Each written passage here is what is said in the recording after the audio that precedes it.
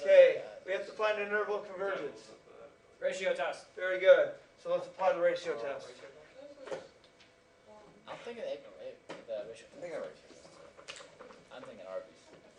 Definitely think test. I'm really thinking Arby's right now, actually.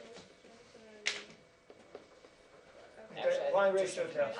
So the limit versus infinity absolute value of negative 1 to the n plus 1, 4x plus 1 to the n plus 1, divided by negative 1 to the nth, 4x plus 1 to the nth.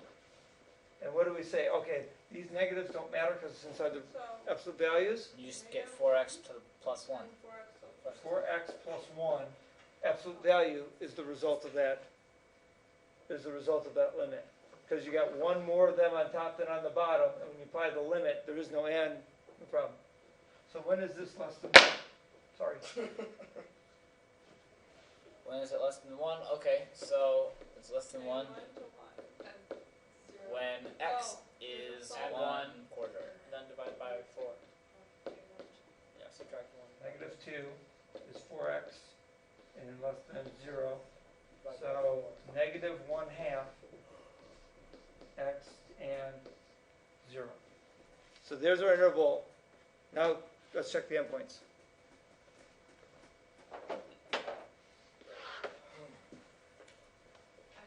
Checking.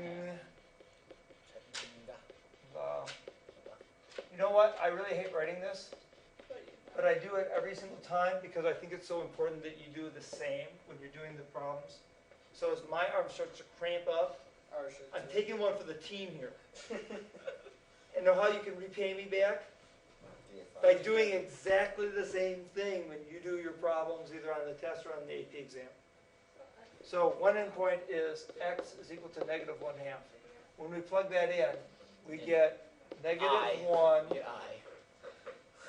Oh wait, no, that's not. 4 times negative 4 times 1 Negative 1/2. negative 1/2 plus 1 to the nth, which is negative 1, and so this is negative 2 plus 1.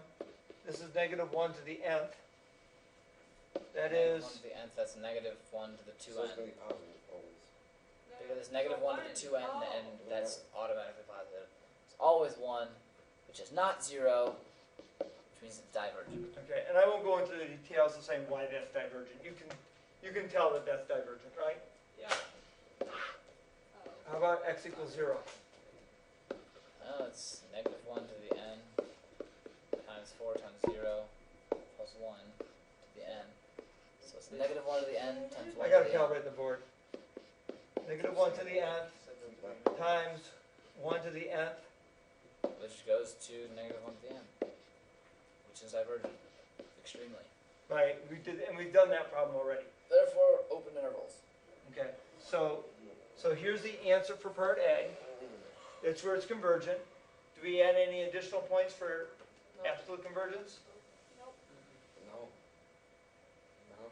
So the answer to A is that, the answer to B is that, and there are no points where it's conditionally convergent. Done. Bam. You. Good on that?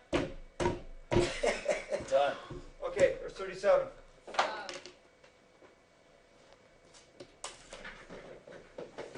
Nick Rifle does. Can we get a partnership, please?